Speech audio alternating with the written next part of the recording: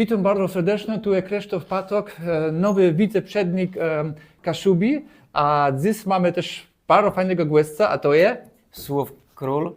Sławek, ty też wiceprzewodnik Kaszubi? Ja odzysuję nowy przednik Kasubi, tak jak Krzysztof. No, Bóg zapłać, my jesteśmy dwoje wiceprzewodnikami. Rzeknij mi, Sławek, co dla ciebie znaczy kaszewizna? Kaszebizna jest dla mnie tradycja, moja ziemia dookoła, mój plac przyjaźniu, tam skąd jem, tam te lasy, pole, zwierzęta i moja familia. Twoja familia. Jak ty był 3 miesiące w Warszawie, to jak to się czuł, jak ty tam był? Ja mieszkał przez 3 miesiące pod Warszawą, w Warszawie praktycznie. Ja. Ja tęsknił za moją familią, za tym moim placem, polem, ziemią. Tu jest mój plac, na Kaszebach.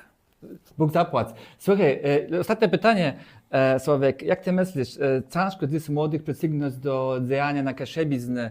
Dziś jest wielki indywidualizm, ludzie są plus ci młodzi na TikToku, na Instagramie, Facebooku. Jak ty to wiesz? Dlaczego ty jednak jest w tej Kasubi?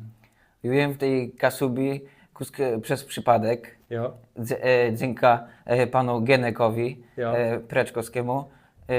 On mnie zachęcił, też moja chęć do jednoty z wieloma innymi kaszebama, szerzenia tradycji i rozmienia innych kaszebów. Bóg zapłać, fajnie. Ja myślę, że my z Sławkiem będziemy zaraz będziemy mieli trzeci wywiad z naszym przednika Kasubi. Roczymy, żeby też dawać na tę rzecz kaszebiznę, bo to jest wart spotykać się z ludźmi i tak samego gdy. Jak człowiek zostawi tą ziemię i przyjdzie nazad, to jest wielka sprawa. Wielki Bóg zapłać, do z Błega. Do uzrzenia.